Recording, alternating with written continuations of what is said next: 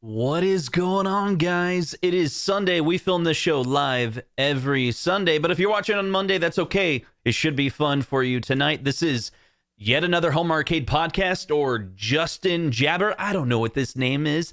Does it even matter? But anyway, we do this every Sunday, 7 or 8 o'clock my time, Central. I have no clue what time zone you're in. So adjust your clocks accordingly to Central Time, and then everything I say will make sense. Okay, no, not really. But check this out. So today we are using the filter to get topics. So as of right now, I don't even know what the show is going to be about. So I need to hear from you. Need to hear some topics. We're here in the live stream, and we'll make some good content for everybody tonight. We do this as a team. Now there is something that I want to talk about before we get into the community topics. I first want to make a disclaimer. What I'm about to say is not any type of sponsorship. I chatted with this guy, Ryan Berger. He's kind of famous in the industry. He lives really close to me, so I plan on collaborating with him, probably a lot in the next couple years. So there may be a little bit of bias in what I'm saying because he's becoming my friend. But let me tell you a little bit about what's going on. So there is a gaming conference that's coming to my hometown, Des Moines, Iowa. It is called Iowa Gaming Classic. Now, Ryan Berger is running this. He's run many different things. What I love about this is one of its central pieces is an auction. So there's going to be all these events that happen Friday, July 16th, but also July 17th in the morning. All the arcades are going to be free play. So people can come, kids can come and play all of these retro arcades. And then in the afternoon, they are all going to be, auctioned off. There's also going to be some guests and some people in the industry. The guy who created Rampage is going to be there that used to work for, Midway back in the day, made some other games. There's more. And then he just told me that there's this guy from Milwaukee that's bringing 150 arcades to the auction. That's right, JJ. He's the old school gaming guy. So let's talk about that. So oldschoolgaming.com or oldschoolgamermagazine.com. This is the bit that probably sounds a little bit like a sponsor, but it's not. I'm just trying to help out Ryan, that type of thing. If you haven't checked out this website, it is pretty cool. I'll talk about it just for a second. So he has articles on his website. And in fact, the articles that are on here are recently, Retromania Wrestling from iArcade. Shout out to them.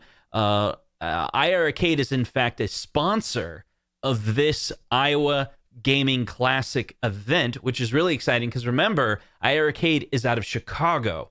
So they are supporting Ryan with this Iowa Gaming Classic. I reached out to Jong and said, hey, are you coming? He said, maybe.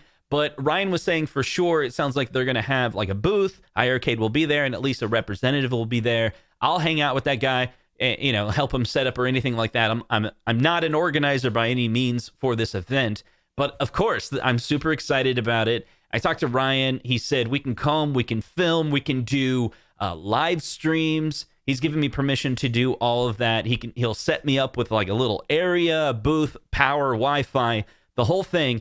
So there's two things. If you live in the Midwest area, this is a free event. If you feel safe to travel, this will be in Des Moines, July 17th. I'll be there. I'm trying to get Retro Ralph to come. I'm trying to get Mason Conrad to come.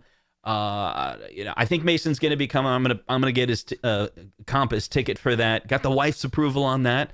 I'm going to do some investment into this project. And the reason why is because if I can help grow this Iowa Gaming Classic, this will be a hometown Midwest, convention. There's going to be auctions, exhibits, cosplay. So I want to hype it up. I want to let everyone know if you're in the area, like this is happening. I think it'll be cool. Ryan was saying like this is his first year where he's doing one on his own.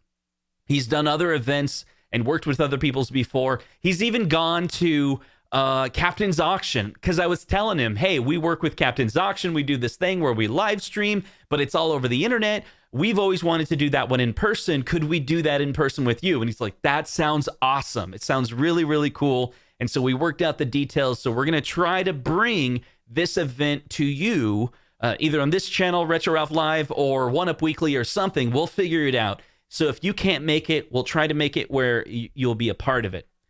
While I'm talking about it, let me talk about the other things that Ryan does. He has the Old School Gamer. Now, this website you can go to, and every month he has magazines. So he has a magazine. It's available for free. You get 24 pages. So if you want to go there and just read articles, and it's all free, viewable in your browser, you can do that. I'll have the links in the description for that to, help out Ryan with that.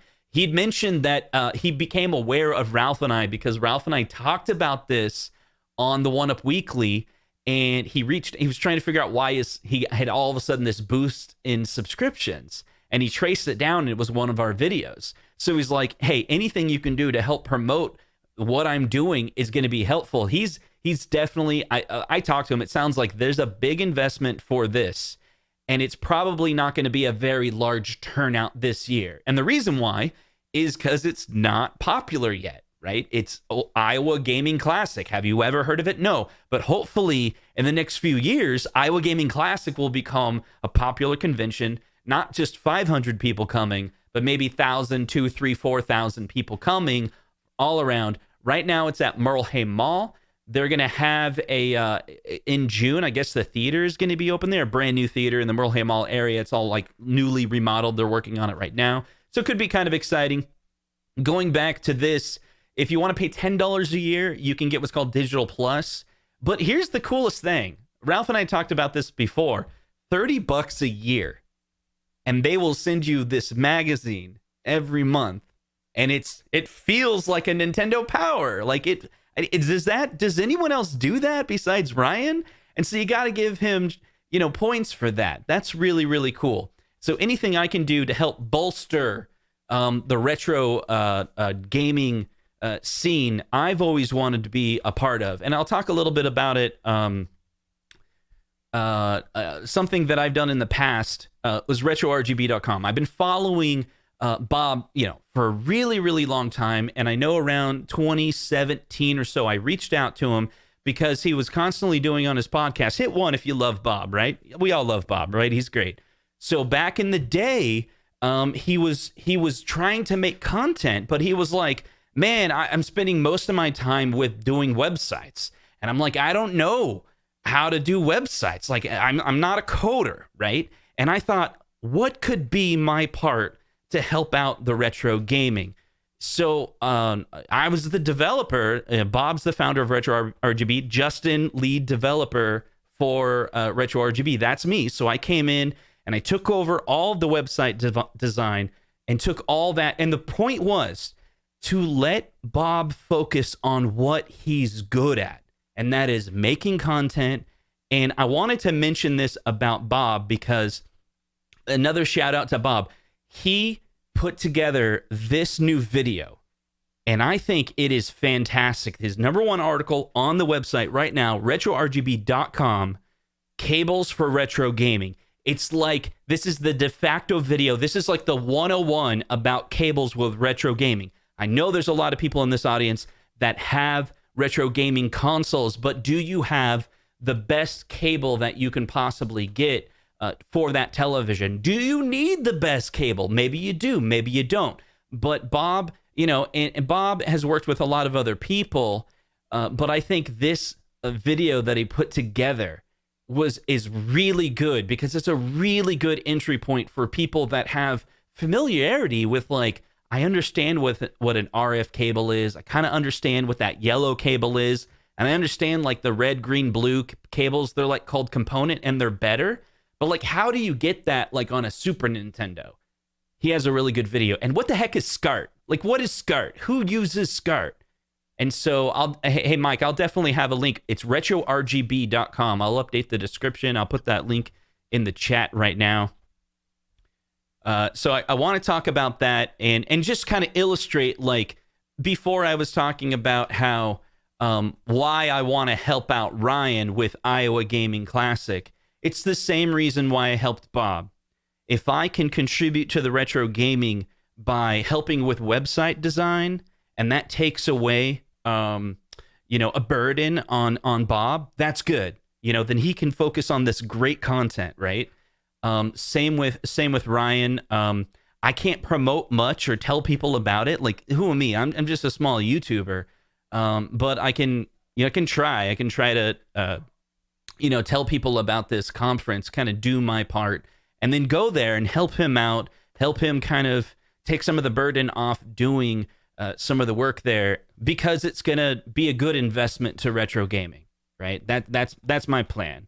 There's certain things that just I can't do in retro gaming. I always wanted to be a hardware designer and get in and like build products and things like that. I just don't have enough of those skills.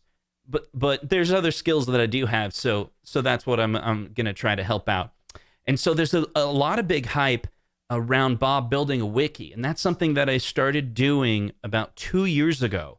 And yesterday on Twitter, it kind of blew up where someone asked, can we get that wiki going where it's going to be a repository for like instructions on how to do mods or how like a console circuit works. Like it's just something that we can archive, and it's a fact. If you go to RetroRGB.com, it's a fantastic website. I helped him turn that into more of a blog format. So there's articles that come out every week, and he does a podcast on it talking about what the latest news is in retro gaming. Fantastic. His content is amazing. It's stellar. You got to check it out. But what you need is a website that you can kind of archive just history. So I've been working on that for a while, but we really needed some help. We need content creators, people that are writing articles that actually want to create content for the website. So I put together the architecture to try to make it where it can infinitely scale, can easily be backed up, separate the presentation from the data. And the reason why I'm talking about this is because literally that's what I've been doing all weekend. Like, so I need to talk about what I do because that's what's fresh in my mind.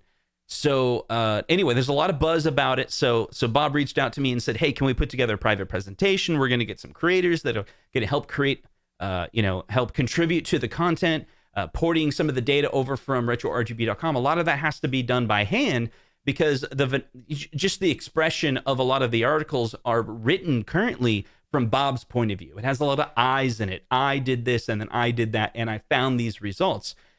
But, the content needs to kind of turn into more of a, this is a fact. This is how a console works. So a lot of that content needs to be kind of rewritten. So we got a whole bunch of people that are ready to contribute, a few software developers also that are interested in helping out. And I couldn't be more thrilled to finally get some assistance on these projects that I've been working on. So I want to talk about it a little bit on this channel because it is something that I do on a regular basis. RetroRGB.com is a very big site that has a lot of visitors. And so one of the things that I had to do for Bob was to make it so it'd scale, right? So when I first went into it, this site would like basically go down because if you search for Super Nintendo RGB or Super Nintendo high quality, Bob's site comes up. Bob's site just comes up right away, right? And so that means there's a lot of clicks. So I worked on a lot of things that will like cache the content. So there's a content delivery network, and it's pushing all that data to the browser and telling the browser to cache things that are not going to be changing very often. So we worked on that, and it took some time. And there's always it's always good to help out on those projects. And so we're going to continue to evolve it. We're going to continue to progress. The new architecture that I'm having for the wiki hopefully will become the new architecture for RetroRGB.com down the line. That's gonna free up a lot of things. So anyway, that's kind of the concept that I wanted to talk about tonight. And well, what about you? Could we get some? Is YouTube having some issues today? I don't know, but I'm gonna continue on. There are 0 topics that have been submitted for the show tonight. Maybe it's because of a couple of people are saying that they're getting lag. Maybe some people are not getting lag. But the keyword we're looking for tonight is topics, or I'll just put a topic. Right? It's just the word topic. There we go. Now we got some topics there. So the first topic, 0 here. What is this? Topic: Justin is the Flavor Flav of home arcade community. I don't even know what that's talking about.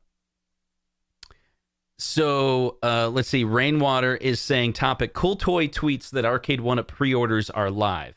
Is that right? Is that right? Topic: Simpsons is widescreen. Let's check this out. So if we go to Arcade1Up.com. Let's see if this is accurate. We have their website that says a few things, and I don't see any. I see that this is back in stock. The sit down is back in stock, and you're saying that there was a tweet. Let's see. Let's go to Twitter, and let's see if we can find something.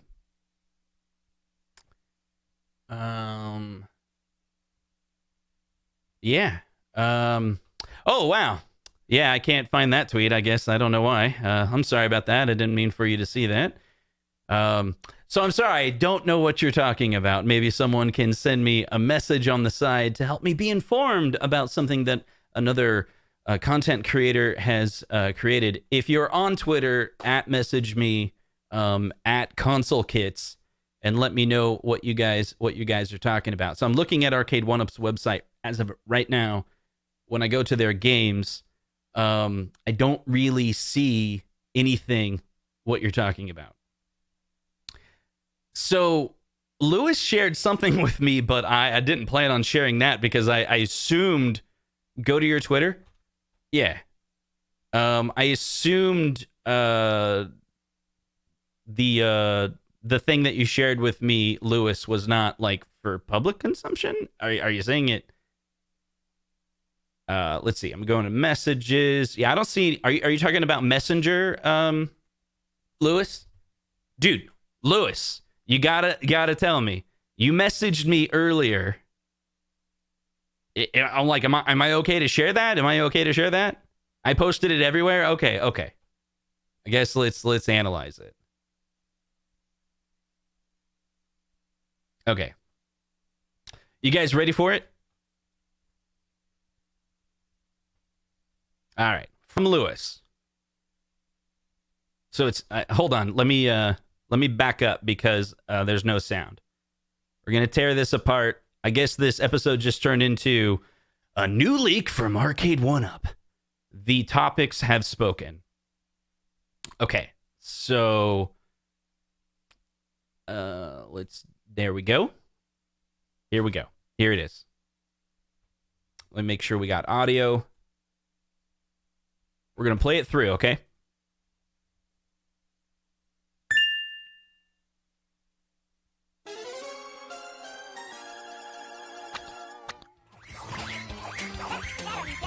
What? The Simpsons? Is that widescreen? What's going on? And Lewis with the, to be fair, I actually leaked this before Douglas.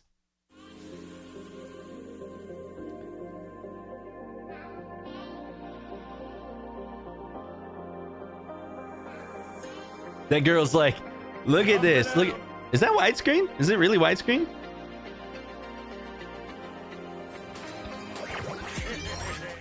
Okay. All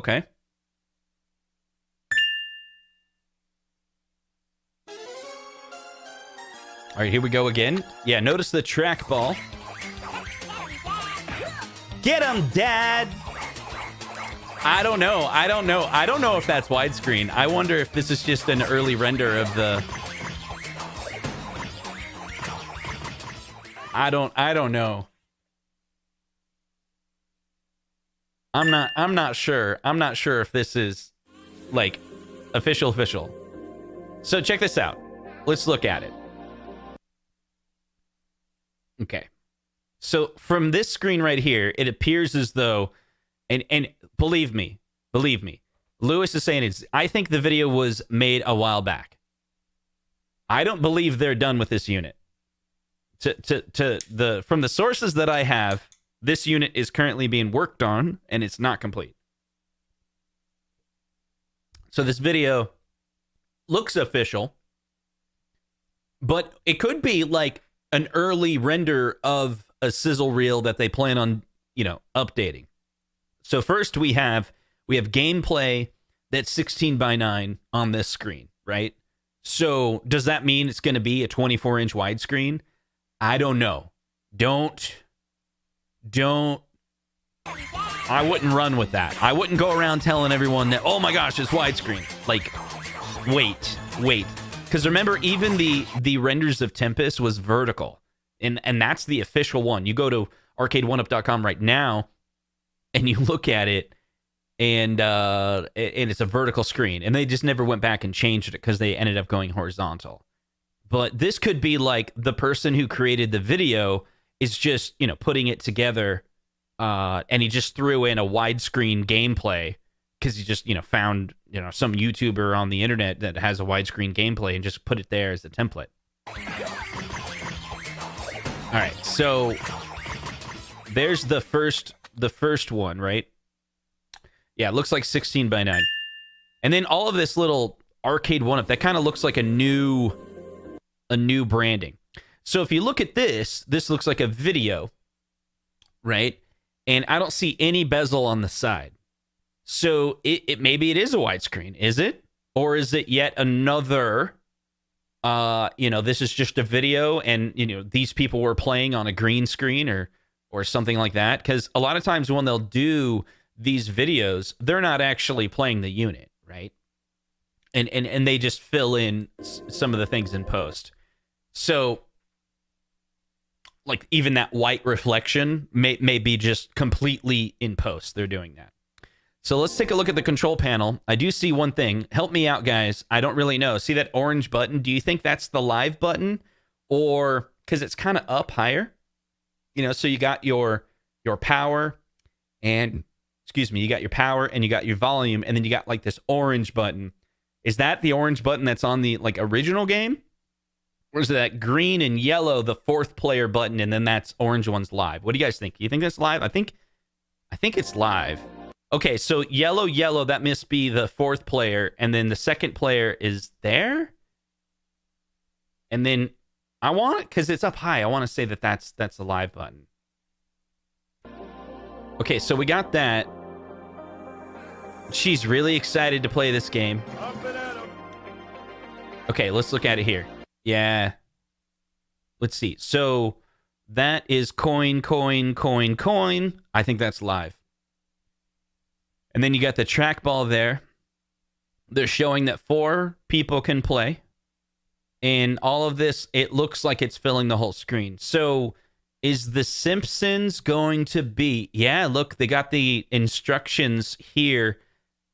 As of right now, it looks like that could be... It's consistently, that's a widescreen, and there's no bezel. No side bezel. So maybe.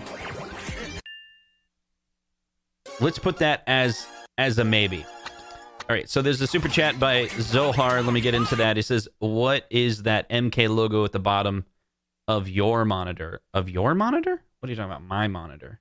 Oh, this one? Oh, I see. Hold on. Let me preview it first and make sure. There you go. This is the MK. This is, we did a Mason stream a while back, and Lewis, we were like, hey, we need a good MK logo for Zohar. And Lewis was like, here you go. And I think this is what we used. I think I send it to Mason live on the stream. Hold on. So this is just the history of, all the other leaks that Lewis has sent me in the past. Because he's the leaker, right? Here's another one. Boom. That's interesting. Okay, I think we've covered that topic pretty well.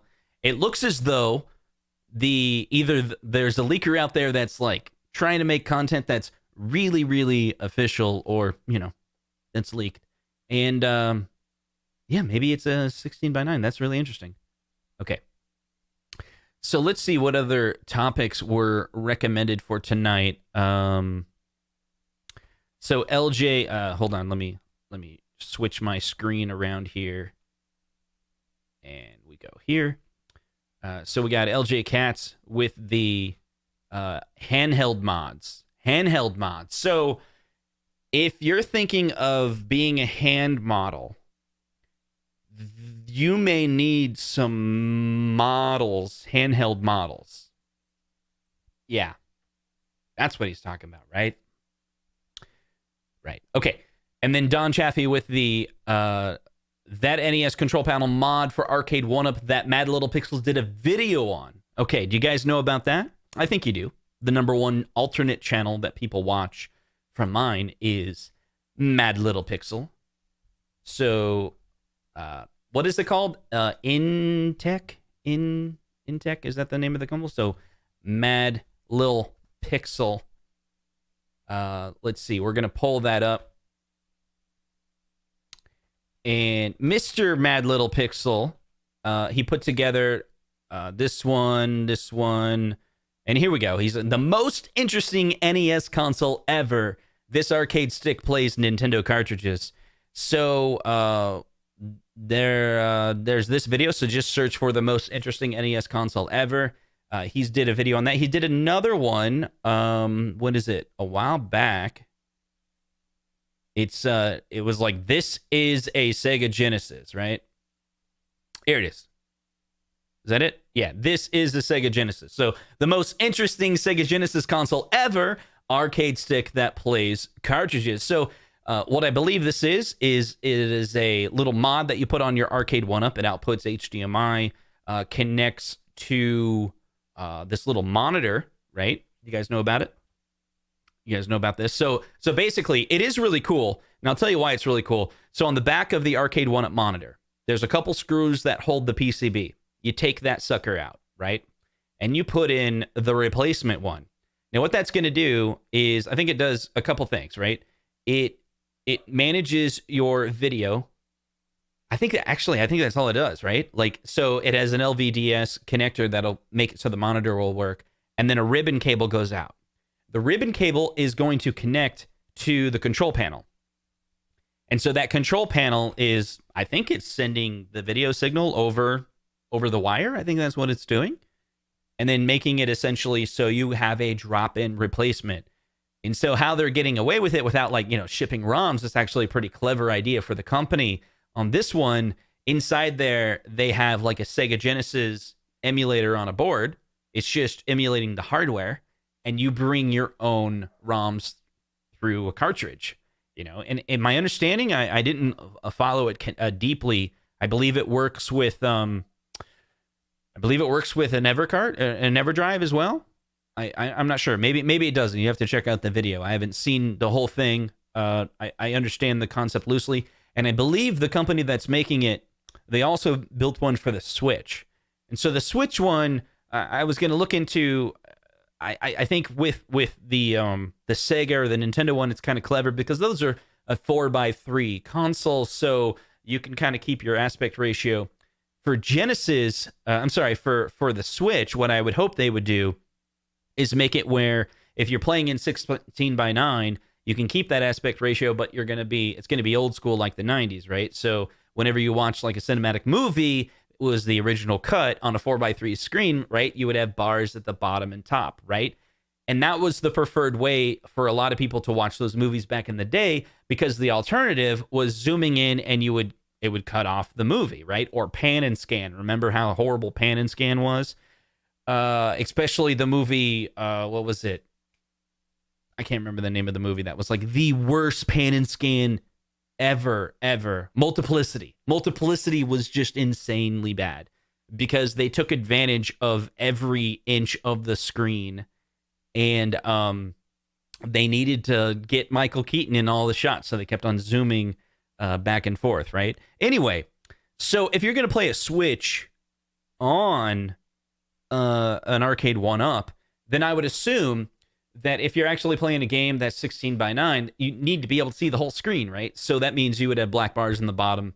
Exactly the same scenario when you're watching a cinematic movie back in the 90s on your 4:3 screen. But check this out. If you're playing any 4:3 games on your Switch, what it needs to do in that scenario is essentially zoom in, right? And clip off the sides. So I can imagine a scenario where you're like, I'm going to play all the NES Classic, online Nintendo games or the Super Nintendo games that are on my Switch.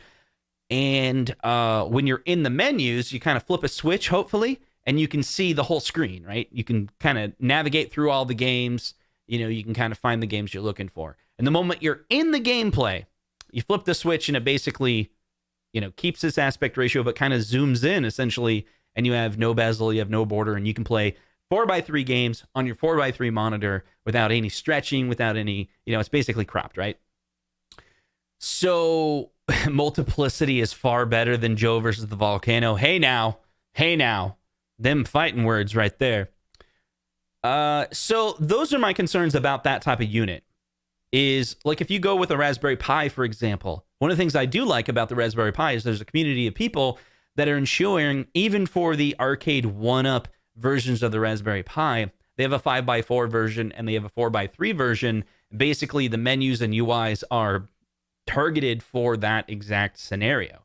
So as long as you grab like the right image, those games are going to perform the way you would expect and look good. But if you're kind of trying to shoehorn in a console that was never designed for the monitor, you're going to have compromises. Like the Legends Ultimate, it's a 16:9 monitor, 24-inch. Yeah, it's bigger. It's a bigger screen, 24-inch. But if majority of the games that you're playing on it are 4x3, then you constantly are filling it with bezel. But don't you want to fill it with game? I mean, it is what it is. I don't think there's anything wrong with the Legends Ultimate. It's just that's the scenario we're in. They wanted a bigger monitor, so they went with a 24-inch, but it's widescreen. Now, if you want to play a whole bunch of games that are actually meant for that resolution, you can do that on the Legends Ultimate, and that's cool. And I think there's a hope on the Legends Ultimate that a lot of people would be bringing their own games and bringing a lot of modern games. And maybe that's like you, but I don't know. For me, I've never done that. For me, I'm like, I didn't buy into the whole, oh my God, everyone's going to buy the Legends Ultimate for their college kid, and they're going to be using them as TV monitors. I never bought into that. I was like, no, that college kid is going to like watch TV on their phone, and they're going to be like, Dad, take that Legends Ultimate home. But I think a lot of dads and moms that are in their 30s and 40s and 50s are going to buy a Legends Ultimate and love it. And probably play those old school games. Yeah. So let's look back at the chat. Hold on here. So we got more topics here. Looks like we jumped to this one. Michael Blowham. We talked about the Simpsons trailer Lewis dropped on Facebook. Thoughts of Gorf being included with Tron Arcade 1-Up cabinet. Is that true? I haven't heard that. I thought it was only just the two games. Tron and what discs of Tron? Is it? I don't know anything. Gorf being on it. That's cool if it is. Worst sizzle reel ever. And did you get your Legends pinball yet? So I did get my Legends pinball. I'll give you my initial impressions on the Legends pinball. They packed that sucker really well. I was very, very impressed. I know that Ralph, he kind of went through, he kind of hit the bad end of it where he bought it and they only sent him half of it. And then they sent him another one and he got the whole thing. He had to send the other one back, right? Because he didn't get the back glass. He only got the main body. So he shipped the main body back. He ordered again or whatever. They sent him another one. But then when he reordered it or whatever, his main body was broken. So he just shipped that back and then he got another one. And I was kind of laughing when I got mine and I set it up and I turned it on and it just worked. So in my situation, I ordered one of the waves recently, not the current wave, but like 2 waves ago or whatever. And I got it with a Zachariah pack and I need to add that on. It came. I got both boxes at exactly the same time. And I set it up and I turned it on and it just worked. I connected it to my Wi-Fi. It just worked. I'm kind of like learning the buttons. The buttons aren't. I kind of like the arcade 1-Up where this is how a lot of like television remotes or video game consoles and UIs typically work. And every single time I've been a part of any project where someone suggests they should do it otherwise, I'm like, no, don't do it that other way. And so the way I would recommend doing it is up, down, left, and right, okay, and back. For navigating through UIs, this is pretty much all you need. Maybe you'll put like a hot button that'll do something, but you need to make it where like you can drive the UI just with that. Up, down, left, right, okay, and back.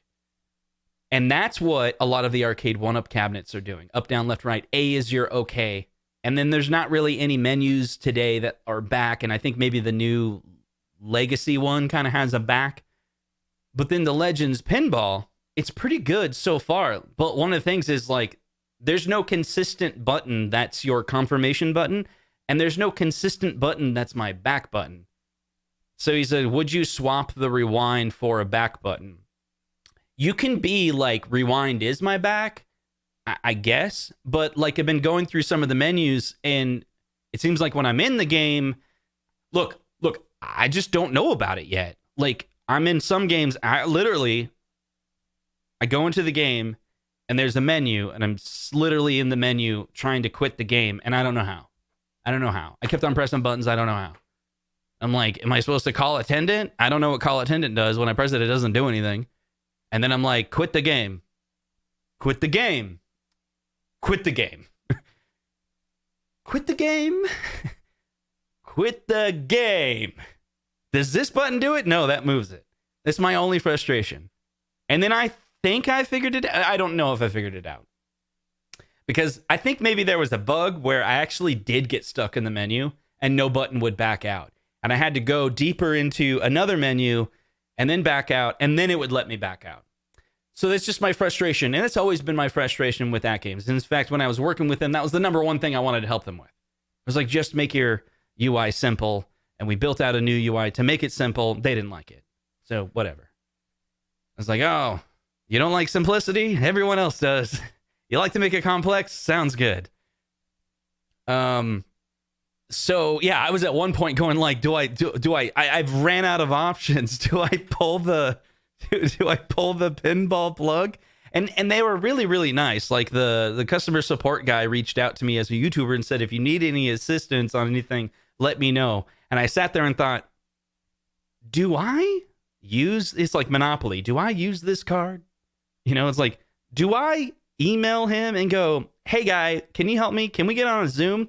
I don't know how to back out of this menu. And I'm going to make a video on it, and I don't want to sound stupid. So can you please educate me on how to like go into a game and then leave it? And I'm like, where's the manual? Oh, it didn't come with a manual. So I go to the website, there's a manual. And I don't know, I was reading the manual a little bit, but I shouldn't have to do that. But I will tell you, I know I was ranting there for a little bit, but I will tell you about the Legends Pinball. The UI, when you're in the game looks really nice. Like the game looks really, really good. And then you go back to the arcade 1-up and everything looks really tiny. But that's just the way it is. Have you ever done it where you're like, hey, you're like watching a movie, right? And you're watching it like in your main room and you got like a big screen TV. I know a couple of friends of ours, they're like, I got a 77-inch TV, right? So I don't have a TV that big, but I have been in a situation where I'm watching this movie, right? And then something changes where, you know, like you need to leave and go into another room. Like, you know, I don't know, your wife's friends are coming over and they're going to play bridge, whatever it is, right? And just making stuff up. But there's a situation where you need to go watch that somewhere else. And then you're like, oh, I'll just watch that movie on my phone. And then you go back and watch it on the big screen. And it's like everything looks weird when you change screen sizes, right? Or like I've watched a movie on an iPad and then I'm like, then I finish watching it on a phone. And it's like my eyes are all like weird because I was used to the larger screen for a while. Anyway, it's kind of like that. So I don't really know if like the arcade 1-up 24-inch is horrible, but it is when you go back and forth between them. You know, only the Legends pinball is going to feel awesome now. And so you sit there and I totally understand what a whole bunch of other people are saying. Like they wish the arcade 1-up basically had all the features of the AtGames, or they wish the AtGames had all the games of the arcade 1-up. And this is what I've talked about before, where it's like with all of these companies, you basically have to compromise. So there's always a compromise in something. And so you just basically have to pick, you know, what will make you happy and what the company offers and try to find the one that covers the most of that. But you're going to have to give up some things, right? And then if you're trying to go down the path where you're like, well, I'm going to mod it like crazy so I can have my own cabinet. I've said this before in a stream before. If you go that far, you're eventually going to get to the point where you essentially spent the same amount of time as you would if you built your own from scratch. You're basically buying the wood, or you're spending a lot of money buying a lot of the parts.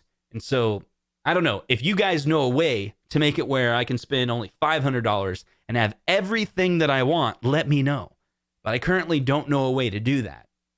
It's basically like you buy this part and then you go buy these other things, or you buy this one and you buy these other things, or you just buy them and live with what they are. So thank you, Techno Billy. You're going to enjoy the Zechariah pack. So I think I understand this. This is where I'm at with the Legends Pinball.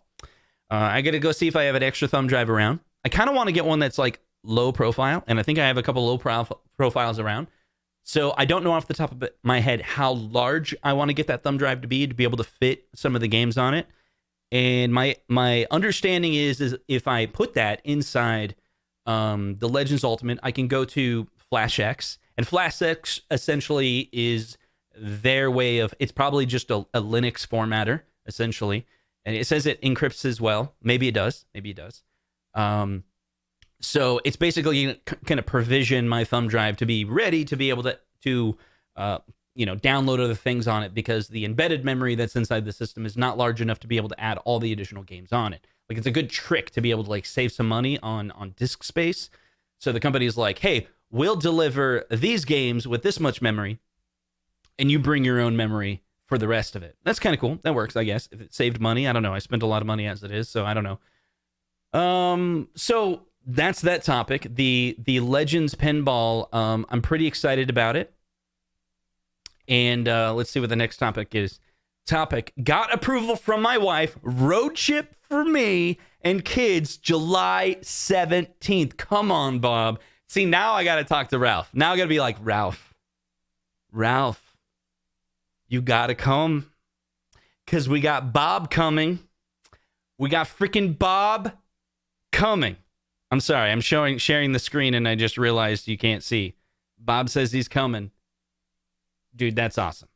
And I've been emailing Zhang. I'm like, Zhang, iArcade, you're in Chicago. Please come out to Iowa Gaming Classic. We would love to have you there. And then we can chill and hang out. And we can do lots of fun stuff. Anyway, so Brad is saying I need to get all the tables. All of them. All of them. Every single one. And I may do that. Anyway, so what else is going on, guys? What else is going on tonight? So we covered The Simpsons evidently has been leaked by Lewis himself. Lewis is going to get banned from his own Facebook group for being the source of an Arcade 1-Up leak. And Arcade 1-Up's going to be like, we don't trust you, Lewis, anymore.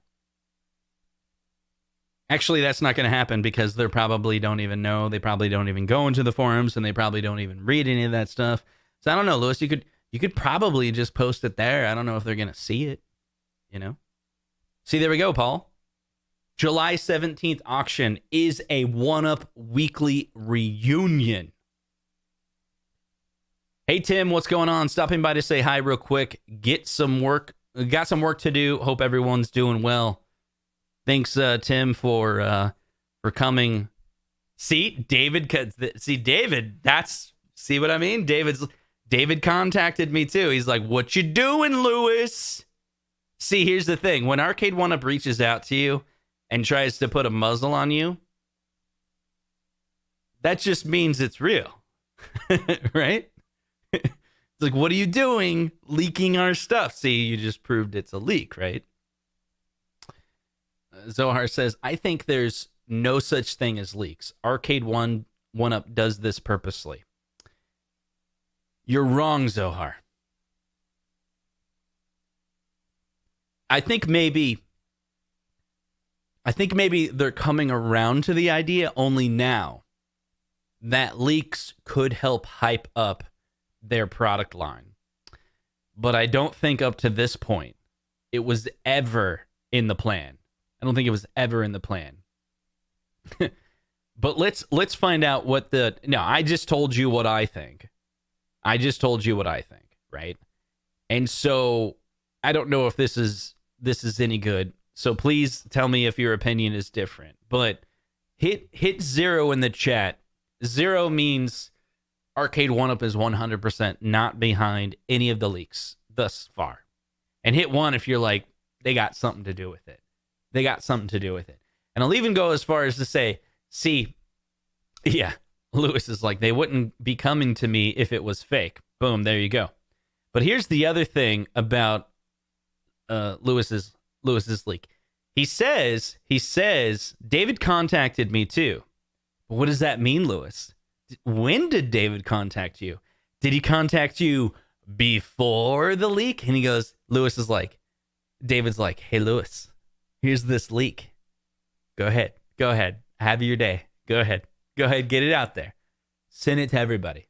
Yeah, there you go. Send it to everybody. There you go. So that's why David contacted Lewis. Ooh, look at this. 50-50. That's interesting. That's right. I forgot to mention, just to give you FOMO for the rest of the crew here, Nick is also going to be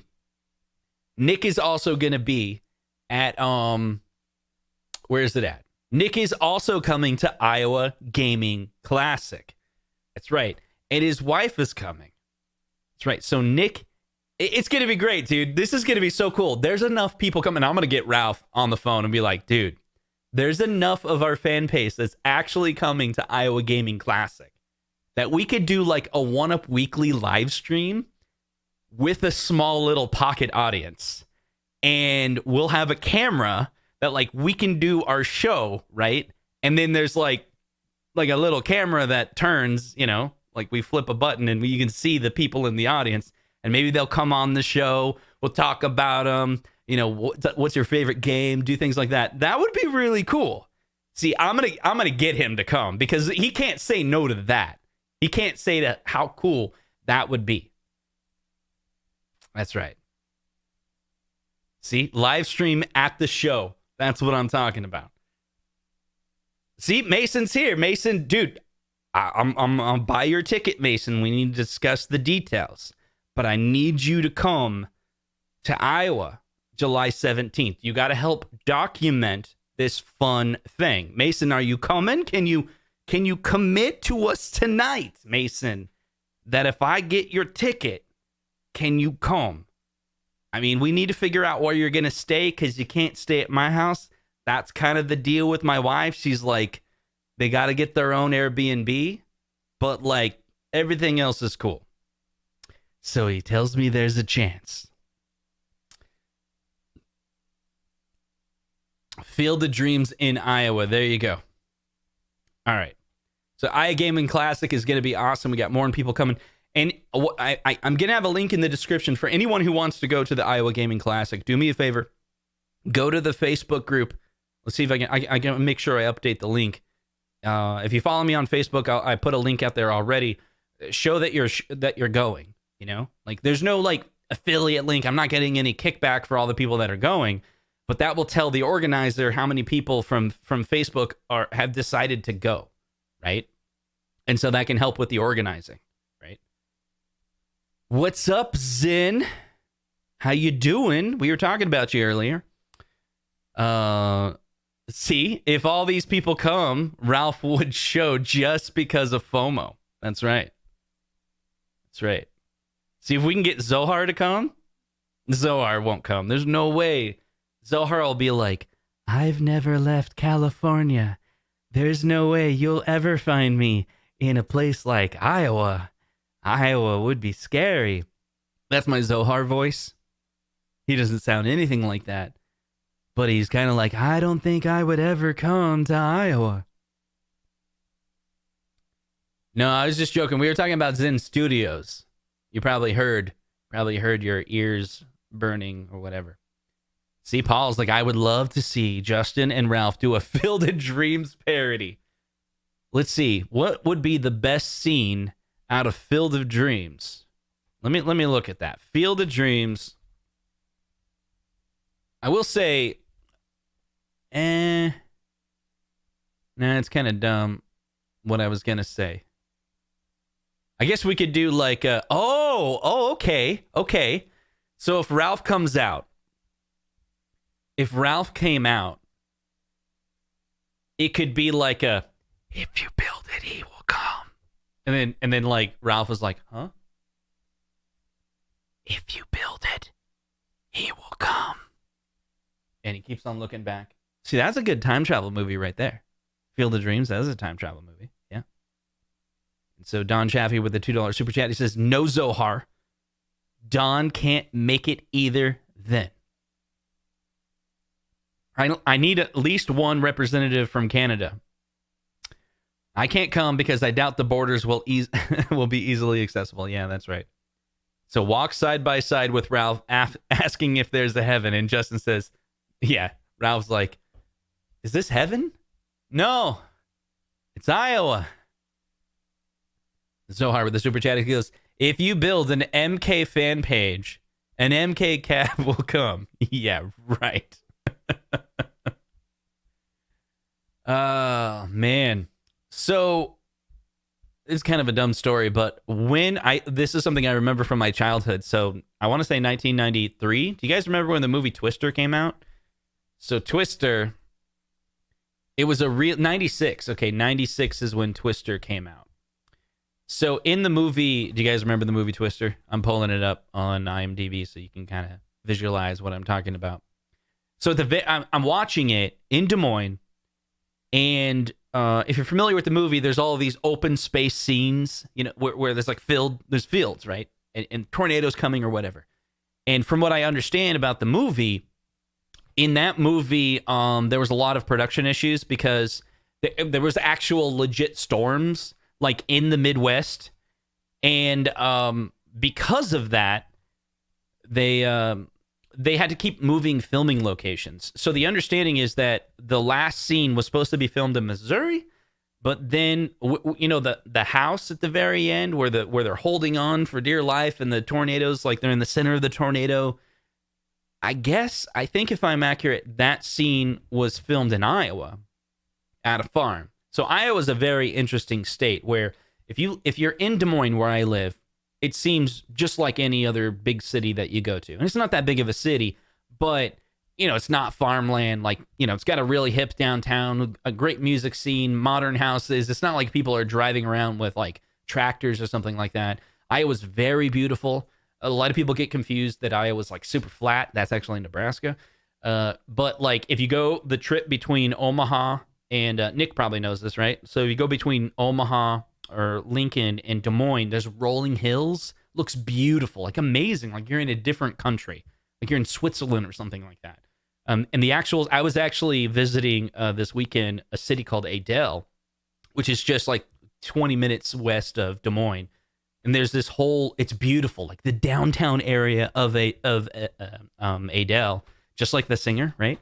The downtown area of Adel it feels like Back to the Future. Right? I'll see if I can pull up pictures of Adel. And my wife and I were like, it's kind of this, like, it is a super small town, but you're really close to, Des Moines. So here I pulled it up. This is Adel. Check out, they have like clock tower, dude. They have like a a square. It's beautiful there. Like Adel is a really cool city. So you got all these, all these brick buildings and stuff. It's like a very common looking, awesome, old school Iowa downtown. And so it's a pretty small city, but there's north of the city, there's like this golf course is where like all the doctors live. And my wife and I were going and hanging out there. And we're like, man, imagine one day we make enough money, we could like live over here. It's like beautiful. It's like this forest and hills. And it's like this guy's landscape in the background, like you can just see waves of hills and it just goes on forever. It looks amazing. But the city of Des Moines looks like any other city, like a big city. It's got all the malls and all that stuff. Normal. Anyway, going back to Twister. Yeah, that's right. I did a little rant on other things. Now we're going back to Twister. So in the movie Twister, there I am, 1996, watching the premiere of the movie Twister at the time at the best theater in town. And this is the trailer for Twister. And at the very end of the movie, there's a scene where these people, do you guys remember the scene? They pop out of a storm shelter, right? And they look up in the sky and the Twister's over, right? It's the end of the movie. Where they're live, like at the theater, and all of a sudden there's this group of people in the corner just clapping like crazy. like going nuts about that scene. And we're like, what the heck is going on? Like, why would you clap at that scene? It doesn't make any sense. So as we're leaving the movie, we look at the family, and it's that family. Like, it's the family that was in the movie. And all the group of people over there were clapping because they saw their friends in the movie. And we're like, oh, that now it makes sense. That's really, really cool. So there you go. There's my dumb story about how in 1996, I saw the movie Twister, and the people that were in the movie were actually there at the theater. Kind of cool. I mean, imagine me at 15 years old. I was hyped. I was like, this is the biggest movie of the summer, one of the biggest ones. And I'm looking at the trailer right now. It's, towards the end of that movie. It was that scene. Anyway. I was really into that movie because I love how it had a mixture of kind of like science. I don't know how scientific it exactly was, but it convinced me at 15 years old that they actually had this technology where they could have these really lightweight, like tiny little computers go up into a tornado and do some real-time AI analysis of the twister itself. And from there, they could, I can't remember, what they could do? They could stop twisters or something, or they could understand them better. Anyway, that's my Twister story. And I really liked Helen Hunt when I was 15, so I was like, let's do this movie. It's a good movie. Yeah, see, Adele is nice. What? This is rainwater. That's like the dumbest thing you've ever said. And Samsung are nicer cities. What? You're getting Adele, dude. Oh, Jeff, you're a silly boy. Yeah, where do you live, Rainwater? You going to come to Iowa Gaming Classic as well? This video is definitely now sponsored by Iowa Gaming Classic, where all of the fun, all of the cool people are going because COVID is basically over and we have nothing to do but to go to Iowa. That's right.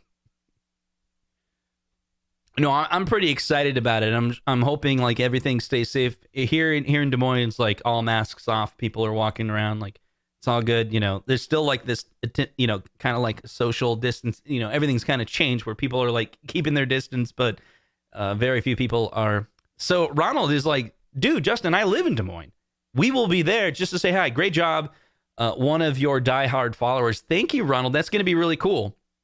I'll be there. Just come up to me, say hi, and be like, hey, I know you from One Up Weekly. I know you from YouTube. It'd be cool. I don't even know. Are we supposed to shake hands at this thing? Like, I work from home, so I don't go out much. And in fact, I haven't gone out in probably like a month. And I went out today to get gas, and it was like a whole new world. It was like a whole new world. It was very different. Anyway, so the plan is my daughter was going to come for the beginning of Iowa Gaming Classic, because if you weren't here for earlier, in Iowa Gaming Classic, there's going to be, it's free admission with upgrades available, but it's going to have an auction. But before the auction starts, that's right, no hugs only. Okay. Oh, I see. No hugs only, Justin. So I got to understand, Paul, where's the comma? Are you saying no hugs, only Justin? Like no hugs, comma, only Justin? Or is it no, comma, hugs only, comma, Justin? I don't know. Like it's difficult without the punctuation. Anyway, what I was trying to say was Iowa Gaming Classic was planning on bringing my daughter there, and because it is free play on all the arcade machines that are going to be there. There's a guy that's from Milwaukee. He's bringing supposedly 150 arcades on the Facebook group. They already have 25. Let me see if I can pull that up. They already have about 25 arcades. Is that right? That have committed, that the people are going to come. I have a couple that I'm going to bring. Although I was thinking about bringing my Neo Geo. I was going to hurry up and fix it up and maybe put it at the auction. But I was talking to Ryan Berger, who's running the event, and he was actually recommending that I don't bring my Neo Geo to this event. Maybe my other cabinets. He says out of all of the cabinets that he, has been a part of auctions, the Neo Geos are the most like volatile, like the most unpredictable cabinets at auctions. He's like, he's seen some amazing, pristine Neo Geo cabinets go for like $200 at an auction. And then you go to the next auction and it's like one that barely works and it goes for like, $1,500. Because all the other cabinets, like it's an easy bet. Like you're probably going to do just fine on pretty much most cabinets. But that one, it's like people don't know the price. And maybe that's just regional. Maybe that's here in Iowa. Because there's, little did I know that there's been a couple auctions for arcades for decades here in Iowa. And I'm just learning about it now. And I know the owners of the 2 auctions now, so I'm super excited. And both of them gave approval to be able to do live streams at their events. Super excited about that. Let's see. I wanted to show you before we go, let me see if I can find it real quick. I made a post on it. I hate YouTube because I'm sorry, not YouTube, Facebook. Like, I don't know how to navigate. Like, I use my phone to navigate on Facebook, but then I go to the desktop version and I'm like, I don't know how to find anything in this app. Like, where do I go to find a post that I made? Or how do I go in here and find, like, I guess I'm creating a group now. I don't know. I don't want to create a group. Let's see. What are the groups that I joined? Like, someone is going to have to teach me how Facebook works one of these days. It's an event that I'm going to? No, it's not that. I have no clue. There we go. Maybe your upcoming events. Iowa Gaming Classic. Discussion. Maybe I found it. Anyway, if you go to Facebook, you're going to find this group, Iowa Gaming Classic. Come check it out. If you plan on going, I thought this account, I said I'm going. Yeah, I'm going. Yeah, so, no, wait. It didn't save? I did this from my phone, and it was like, I'm going. I only have one account. What's going on? Okay, anyway, somewhere inside here, they had the section where they had all of the, like the 25 cabinets. I don't even know how this works. Give me 1 second, guys. Literally, I'm going into Messenger so I can find the link that I sent to Nick Madden and be like, dude, check this out. And I'm going to that and I can't find it either. Shared media, it's the dumbest thing ever. I give up. I give up. Yeah, so July 17th, 8 a.m. to 11 p.m. one day. So that is, the auction starts at noon. So 8 a.m. to 11 p.m. is the free play. And there's going to be a couple people there. Let me see if I can pull it up. So Iowa, if you go to the website, iowagamingclassic.com is the event. And I guess there's like cosplay if you want to dress up like Mario or something like that. So I'm going to show the site again. So check this out. See if I can find something. So the event is July 17th, 2021. It's going to be at Merle Hay Mall in Des Moines. And on Friday night, there's going to be a VIG party at 8 p.m. And so I believe the VIG party, I will be there. And I guess that's where you can pay, is my understanding, to become a VIG. But the rest of the event, if you come on Saturday, it's all free. They're not charging for this event at all. So arcade auction free play starts at 8. They're going to do some cool stuff. They're going to be different people there. And then at noon, the auction begins. And here it is. If you go to this is what I was looking for. If you look, the gamer auction, this is going to take us to the event here. And here's what I was looking for. So far, now, again, there's only like 25 or something that have submitted their pictures yet. So this is just a small sample. There's the guy from Milwaukee that committed to 150 games. Hopefully that's real. And then I was talking to the other auction, and he was saying like they only had like 30 people that had said that they're going to bring their machines, and the day before or the morning of, it jumped to like 80 or something, and then it grew from there. So some of these auctions you don't know, almost last minute, but I know the auctions in Des Moines are really good. We're probably going to bring the crowd that's from the amusement gaming auctions, which is at another venue. Those likely same crowd are going to come to this one, and they all do like arcade exchange essentially. And so this is the units that they have that I'm getting excited about. So they have a maximum force. They got this guy. Let's see, there's the maximum force. Then they got the Silver Strike Bowling. That's right. Nick, you got to figure it out. Mandy will probably drive, but like, Nick, are you going to bring your trailer? I don't know, right? So they got Cruisin'. Check it out. They got a Cruisin'. And in Des Moines, there's actually a lot of Cruisin'. The last auction, there was like 5 there. It was pretty cool. Die Hard, Golden Tee 2K. Then some of these like little amusement type things, but put a quarter in, win a gumball, a little pinball machine with gumball. Some prizes. I don't know what this is. Does anyone know what this is? Is it like a jukebox or something like that? Or you win a prize? I don't know. So Bob says he's got a truck. Where are you at, Bob? Are you nearby? So Paul, yes, there is a Nintendo cab. Check it out. So we got Super Chase here. And then we got a little Gottlieb table. We got this little guy. This is kind of cool, actually. Another Big Buck.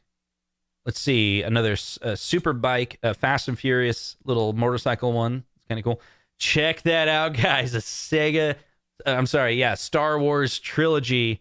This one I got my eye on. I don't know if I have room for it, but I'm really curious what it goes for. I may bid on it. We'll see. Another amusement thing. I don't know what that is. Okay, another little Sega Turbo. It's kind of cool. Another pinball. There we go. This is the one. No one else can bid on this. This one's mine. Okay, this one's mine. You can't have it. This one's mine.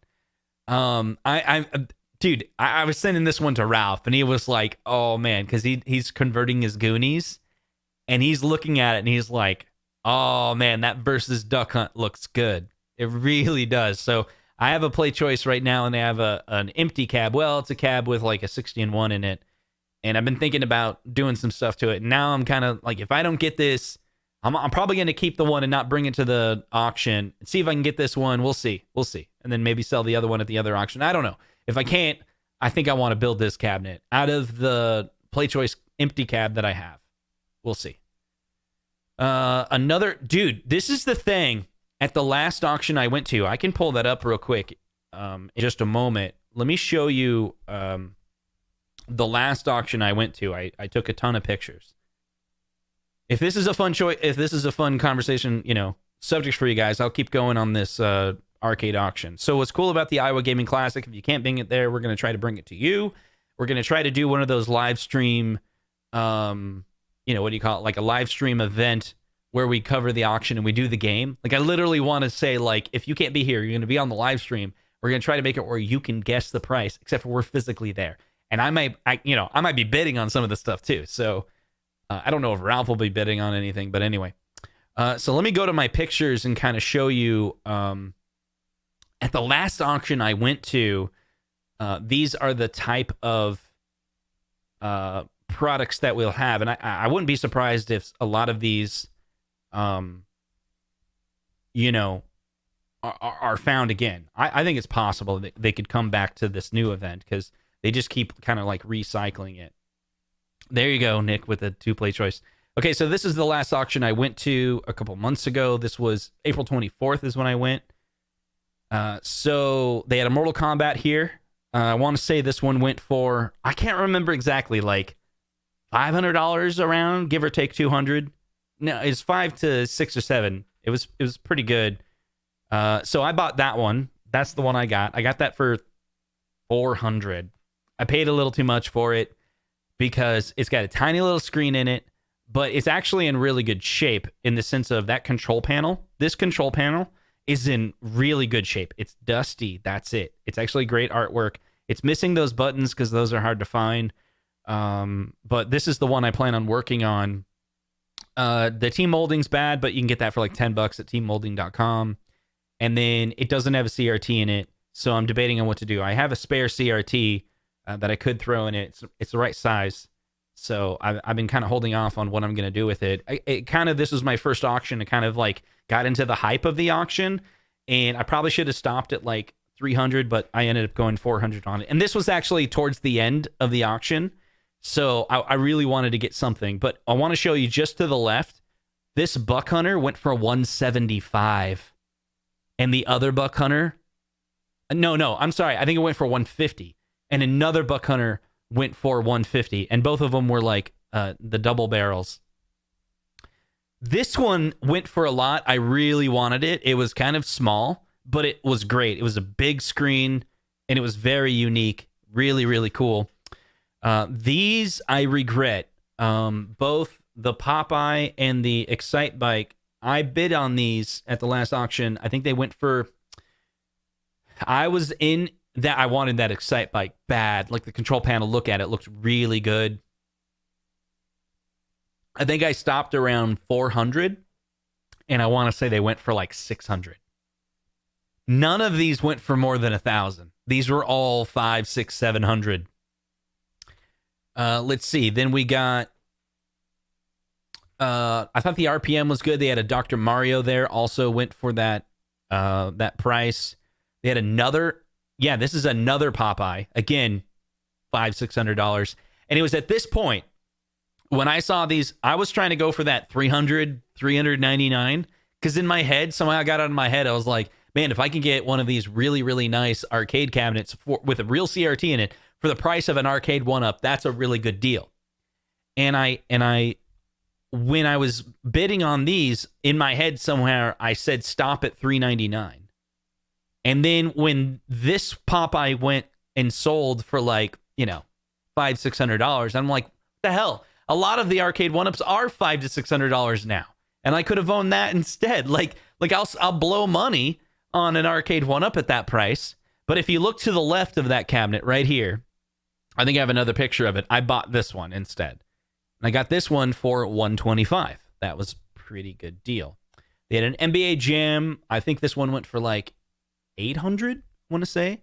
Revolution, this one went for like 800. Thought it was going to go for 1,000. It did not. Thought 1,200. No, it was like $800.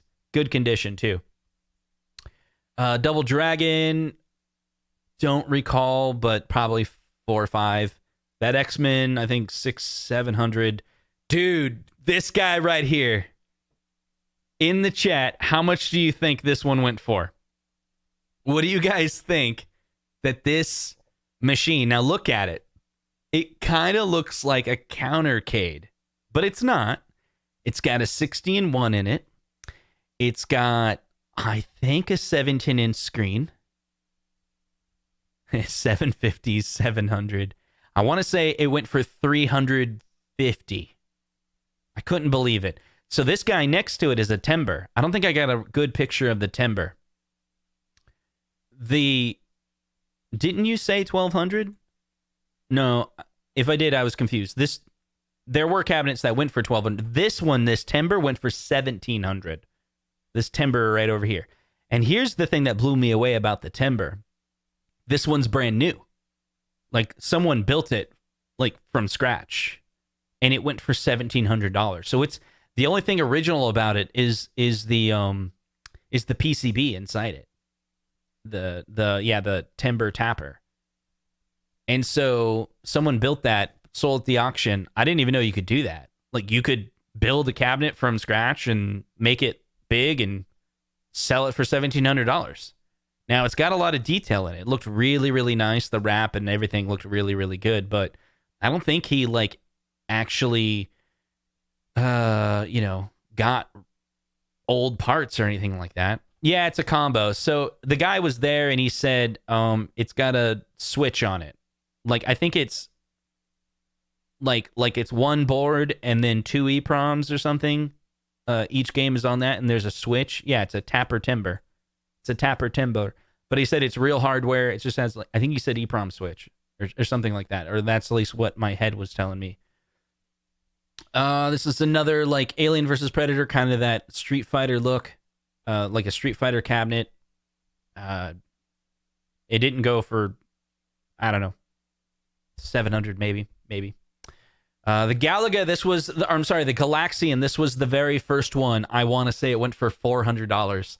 And I wish I would have got it. Because literally when I was leaving to go to the auction, my daughter's favorite game is Galaxian. Among the old retro games, Galaxian was her favorite. And so she's like, I was like, hey, what if they have a Galaxian there? Should I buy it? And she's like, yes. And it was there. And I sent her this picture. And when I was bidding on it, it went way less than I thought. It just kind of happened. because I didn't bid on it because it was the very first thing. So I was just kind of new, and I was just like, let me observe this. And it was like, can I hear 100, 200, 250, 300, and then just a little bit more, maybe 375, 400. And then it ended. I'm like, what? The Galaxian went for like $300-$400. What the heck? And then the one next to it was like a Miss Pac-Man, and I think that went for $400-$600. I can't remember exactly. All right, so they got the Golden Tee. I don't remember the price on that one, but it's a little guy. It's just a little guy. Let's see. Then we got.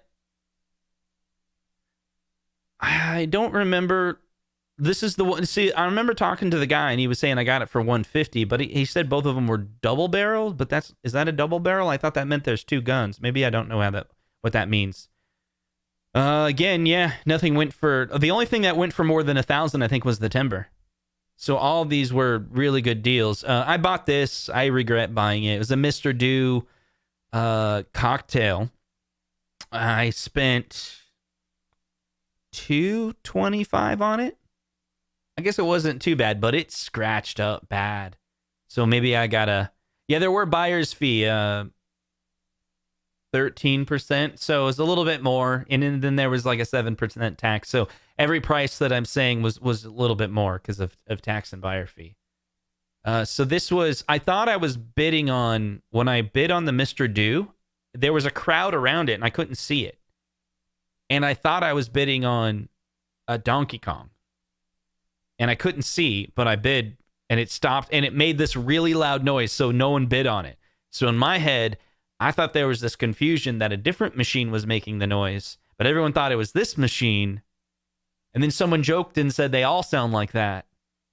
And then no one was bidding on it. And so I ended up getting it, and now I regret it. I think the buyer's fee was, amateur. That's right. If we go back to the Iowa Gaming Classic one, I think they have outlined in here, get more info at Old School Gamer Auction. I think they break it down. Inventory of games, email here for details. So the one that's coming, it's going to have on-site 13% buyer premium with credit card or 10% with cash. So if you come with cash, you're only going to pay a 10%. I think that was pretty much the same at the other one. Yeah, I think I left and came back with cash, so I saved some money. So 10%, and then I want to say Des Moines is I think it's 7%. At least it was in Altoona. This one's in Des Moines, so maybe Des Moines is 6% sales tax. I can't remember. So that's gonna be added on. Okay, where are we at? So Mr. Do, I picked that one up as well. Frogger, all of those went for under 500. I want to say Cruisin's. Yeah, about like I think they were like $500. There was one in here that was like a red tint, California Speed. I think this is actually a video. I don't know if it'll play. Anyway, that's the event. Anyway. So this Iron Maiden, he kept on saying, never had a coin in it. Iron Maiden never had a coin in it. So this is a stern table. And this guy, Iron Maiden, I think it went for $5,000. But it was like the buyer, it was in mint condition, right? So the person bought it. He probably spent like $10,000 on the machine. And then I want to say it went for, I think it was $5,000. It may have been $4,000. I can't remember. But it was either $4,000 or $5,000. I think it was $5,000. And I was like, that was a steal. Yeah, so then we have, I think I have a video here. So this is me kind of panning through that APB was really cool. I thought that was a really unique cabinet. It was really cool. So this was the Des Moines auction. I'm hoping we'll get a good turnout at the Iowa Gaming Classic as well. So yeah, Super Pac-Man, that's it. So the Super Pac-Man, that was the one that triggered me. I got to start buying stuff. because I want to say the Super Pac-Man went for $400. And I was like, the Costco one is Super Pac-Man went for $400.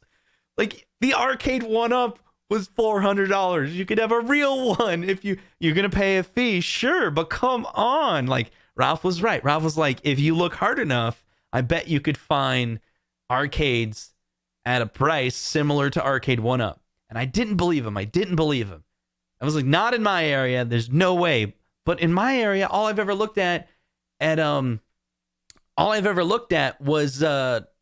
Craigslist, or OfferUp, and all the arcade. They sit there forever, and they're like $1,200 for like a crappy cabinet, or $1,700. Nick probably knows what I'm talking about. Like, where do you find these deals? And in my area, it's these auctions, evidently. So I'm pretty excited. They're fun to go to, and then you can also come away with a pretty good deal. So this was another cabinet that I thought was really cool. I was filming it because I was like, look at that. RPM, the screen split, two people can play at the same time. Very unique cabinet. You got an X-Men there. I really wanted this. This one, I think it went for $300. I bid on it when it was around $100 or $200. It was kind of faded, but it's, like, I don't know, maybe you could paint it or something like that. And I was hoping I could get it for like $100. And there was a lot of people talking. This was towards the end of the auction. There were so many people talking that there was like this distraction. And I thought I was going to get it because no one was bidding on it. And I think I had it at like 100 or 125. And then this guy that was like buying up all that stuff, he just he was talking. He was right in front of me. He was talking to some other person. He's like, oh, yeah. Oh, that's pretty funny. Yeah, 200. Yeah, that's pretty funny. And he outbidded me. He's like just having a conversation and someone outbid him. And he's like, 300. And he's like, yeah, that's pretty cool. Oh, I got it. Sweet. I was like, dude, you didn't even care. You like own 3 auctions in Iowa. And he just like picked this up. He's like, yeah, sure, I'll buy it. Whatever. Here's the Galaxian. And it looked good. Can you believe it? Look at that thing. Under $500. It looks so good. There's the Super Pac-Man. I think it was $400. The coin door a little beat up. Everything else looks great. Let's see. Revolution X. I did a little video on this one. Let's see. This is what I bought. I bought this one too. Legendary Wings 325. I think it's a Tato cab converted to a Capcom. It's pretty beat up, actually. I didn't look close enough, but look, it's like on wood. So, sucker, they saw me coming a mile away, right? So, the screen's got a little bit of burn-in, and the control panel needs some work. But at the same time, when I got it, I was like, hey, I'll fix it up. I'll fix it up. So, this one, I may like fix the base, maybe, and then just take it to Iowa Gaming Classic and see if I can get my money back. Maybe I can get more. Who knows? You just don't know. They had an Arch Rivals. I think this one was $700. I want to remember that this one actually went more than what I thought it was going to go for. Like, people were bidding on that one.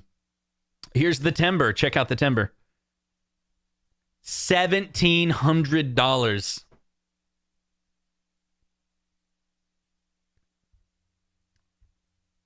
$1,700 with a LCD, an LCD in it. Shadow Dancer. It's all right. Kind of a smaller Sega screen, Big marquee on top. This was the one that I bought. Get ready to laugh. You right? You ready? You ready to laugh at the cabinet that I bought? What did I pay for this one? $400? $400 for this one? I paid $400 for this one. Now, the control panel's in great shape. A lot of this is just cosmetic paint. I've been looking into that. Needs like maybe a tiny bit of touch up, like Bondo-ish type stuff, but everything else is pretty good. I got to figure out what to do. I got some ideas with this one. I'm actually thinking about modding a Nintendo, getting RGB out of it to a real CRT and make it coin operated with an Arduino. So you put a coin in there, and the only thing, basically, I'll intercept the controller ports. I'll basically make it a JAMA Nintendo, and the only way to activate the control is if you put a quarter in, and then the Arduino will operate like a little LCD screen, like a tiny little, like with a timer, kind of like a real Play Choice, but not. And then it'll count down after like 10 minutes or however long time you program it for. Maybe I'll have some switches to control that. And then when it hits 0, it'll pause the game. And then maybe that screen would say like insert coin. You put a coin in, and then it gives you more time. So it's kind of like I would document the process and kind of like open source it. Anyone could use it. Anyone could basically turn a Nintendo into a coin operated Nintendo. And if you use like the NES RGB, which is only like $80, you can actually get the Play Choice palette. So you could kind of recreate a Play Choice. And so I thought maybe I would, if I could figure out a way to do that and make it open source and make a video on it, document it, I would enjoy it. Maybe I'd sell it. I don't know. But then anyone else could do it as well. And then, you know, if they bought a Play Choice, but they don't have the Play Choice PCB, this is an alternative. So that could be it. So it has a crappy screen in it. Like, it's like a 12-inch screen or something. Let's see. This is that one I really wanted because it was so cool. It's really small. The gameplay looked great. I played it for a little bit because it was like such a big screen. So Michael's asking, how many cabs did you buy in the end? I think it was 1, 2, 3. So 4. It was 3, right?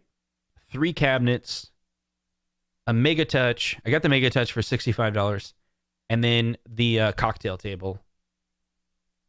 So I think I was out the door like with buyer's fees like $1,500. I want to say. This was cool. I was actually interested in this. I can't remember how much it went for, but I was hoping to get it real cheap. Look at that. Really, really cool. On the side, check it out. The SCI. The artwork looked great. Great artwork. Really, really great. So this is getting towards the end of the machines here. Let's see. We got a little bit more video. This was during the free play. This is kind of the event. This is in April. These units here towards the end, if you look at the very end of this little clip here, you'll see on the right-hand side, they have these little like golden tee. Those were pretty good deals.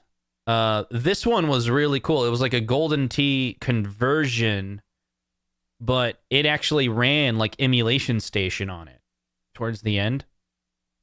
Jeez. If I can get it. Anyway, maybe I have a picture of it. So here's the Popeye. Again, very, very good price for this really, really good looking. I lost that one. I should have got it. Let's see. Double Dragon. That was a good one.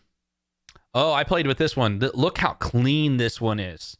You stick your eyes in there, you play the games with your hands there. A lot of kids were gravitating to that one, the Battle Zone. This is when they had the machines off for a little bit. I took some more pictures. Those are the cocktails that they had. Some of them in really good shape. The one I got was not in good shape. Look at the Defender. I was blown away. I was like texting Ralph. I'm like, check out how clean these machines are. And that's the one I bought for $125. So the reason why I got it for $125 is because it doesn't have a PCB. It's basically CRT. It's claimed to have a good CRT, but one of the guys that I work with that runs an arcade, he actually came over to deliver the Neo Geo, and he wants to buy that from me. He said that he actually has this cabinet, this exact, he has the PCB. And so I got it for $125. Look, we can see some prices. So yeah, see the Popeye? $525, is that right? Mine went for $125, and then that Mortal Kombat $700. There we go. You're gonna see. So this is the Sega cabinet, and Ralph was saying he was wondering if, because that top, he was wondering if that's the same top as like a Virtua Racer, and if the top itself might actually be worth money. But the machine's not bad. It just doesn't have a PCB. Let's see what else we got.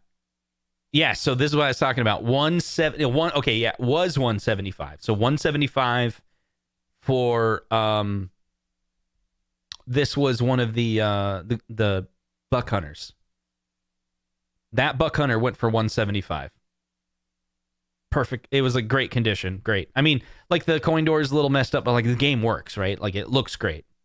Yeah, paid $400 for that one, paid $325 for that one. This is what I was talking about. I actually filmed this specifically because I was like, what the heck?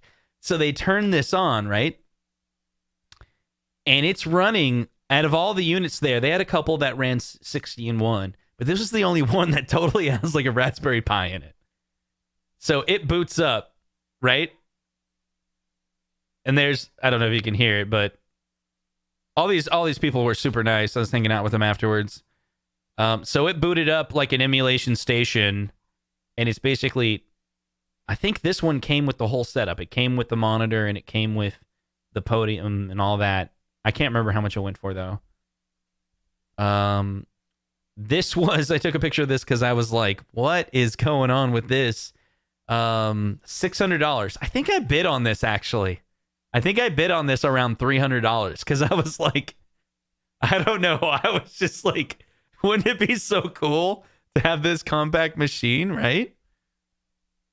Okay, this one, a little golf game, and they were showing that it worked. I think I maybe took a video of it. No. So then I really wanted this. Look, he's at 150, 175. I can't remember what it went for, and that's it. So that was a quick preview of the last auction that I went to, but today we talked a lot about the next auction that's coming to the Midwest area that I'm happy to be going to is the Iowa Gaming Classic, and hoping to see you there if you live in the Midwest area. Come check it out, and this is going to be the first of many. Ryan Berger, the guy who's running it, he's been in the retro gaming industry for a long time. He's kind of a popular person in the Des Moines area. I think he does a lot of stuff for the city. I don't want to go into the details, but his plan, as he told me, is to continue to do this and to grow it because there hasn't really been an Iowa Gaming Classic. JJ, I think like $700, I want to say, for the Battle Zone, because I recall when we were going through, it wasn't till Timber that we broke 1,000, and that was 1,700. And I don't think anything else except for the pinballs and the like kind of the golden tee, maybe that one went for 1,000 or close to it. And so the common pattern that I saw was like a Pac-Man or the Popeye would go for like $400-$500, and then something like a Mortal Kombat or like that X-Men or like the Battle Zone that was really, really cool went for like $700. So pretty much everything went for around $500, give or take $200. And then afterwards, I was like really regretting the things that I bought, because here's the deal, right? Some of the things that I bought were like $300, but needs work.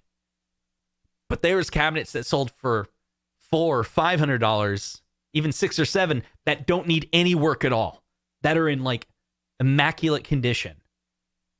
So I don't know. Go check and see if you're not in the Midwest area. My recommendation is, I was not aware that there were auctions in my area. Maybe you're in the same situation where you don't even know what you don't know. Like, you don't know that there's a group of 80 people in your area that do things. They buy and sell these arcades, right? Because like the average person that brought in an arcade, I think they only brought in like 2 or 3. And this event had over 100, right?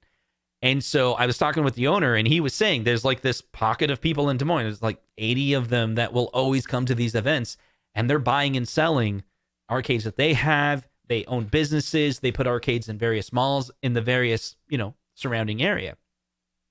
And they'll bring some of their arcades and they'll buy other arcades. They're kind of doing an arcade exchange, right?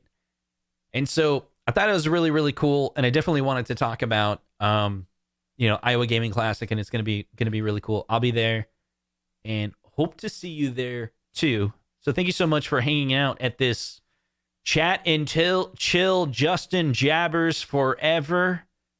See, I don't live that far. I'm in the northwest burbs of Chicago. So if you're interested in going, do me a favor, because this would help out Ryan. Go to Facebook. If you have a Facebook account, go look for Old School Gamer Magazine. That's the guy that's behind it. I'll share that real quick for those of you that are still with me. So the guy running this event also runs the Old School Gamer Magazine. You might be familiar with his work because of that. If you're not, he does the free digitals. You can come to the website and read every month a whole bunch of stuff. There's additional pages that cost $10 a year, and then you can get it in print for $30 a year. This is a magazine that has retro gaming in it. iArcade is a big sponsor of these. They run ads in it and stuff like that. And iArcade is actually a sponsor of this event that's coming up, which is the auction itself is called Old School Gamer Auction, but the event is Iowa Gaming Classic. So iowagamingclassic.com, you can go check that out. I will have links in the description. And if you live in the Midwest area, we're trying to, it's a free event. It's a free event, right? It's not going to cost you anything to get into this thing. And I was going to talk to him. I was like, you got to check and see if we can get some food, sell some pizza there, get some vendors in there. Maybe he can recoup some of his investment for this project.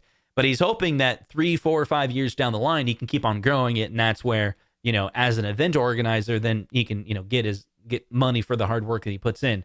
But this one's going to be a lot of fun. There's going to be an auction. I think he'll make a little bit of money off the auction. People bring in their arcades. If you own arcades and you want to show up at this event, look into the details of that. I know I'm going to be there. I'm going to try to see if I can buy some of the things there. And there's another auction in the Des Moines area that's coming, down the line. The amusement auctions. That's one in it's at the Adventureland. It's actually at Adventureland. They usually do it there. I'm going to try to flip some of them, at that one, because I can't just keep on buying these arcades, So I was talking to my daughter about it. Like, I have this Neo Geo that I'm currently restoring. So I'm thinking about using Sabo for the artwork on the side because it needs some artwork on the side. I just bought HAP IL sticks for that, some new buttons. They haven't came in yet. So I'm going to be swapping that out. And then I told my daughter, we'll have that with like a 161-in-1 single MVS, because I bought a Neo Geo from this arcade dealer in my area, but it didn't come with any guts. But it was great. I plugged it in. Everything is working great, except for the bulb needed replaced, and I got to fix the audio. Like, literally, there's nothing plugged into the speakers. But that's nothing. Like, I swap out $5, $10 speakers and connect it to the MVS. Like, it's going to be great. But we're planning on keep that for about a year. So my daughter, she's 12, she can get experience with, all the different SNK catalog of games. And maybe we'll keep it long term. But we're thinking about, that would be a cabinet we would go ahead and sell at one of these auctions maybe a year from now. And maybe we'd swap it out for something Capcom, maybe like a Street Fighter, something like that. I think that's a really cool way to do it, is bring some of these original vintage cabinets into your home. And if you have an auction in your area, you could always resell them later. So that's kind of my plan for it. And thank you so much for hanging out here on Sunday night. If you're watching this on the replay, we go live, hit subscribe, turn that notification so you get notified when we go live and we talk about these type of stuffs. Sorry, this was supposed to be more of a community engagement chat, but I'm sorry. That's what you get on these Justin Jabbers. You wind me up, guys. You wind me up, and I'm just going to go for it. Well, I only planned on doing a 45-minute stream. Here I am an hour and 40 minutes later. But here I am. So thank you so much. You guys take care. We'll see you on the next one.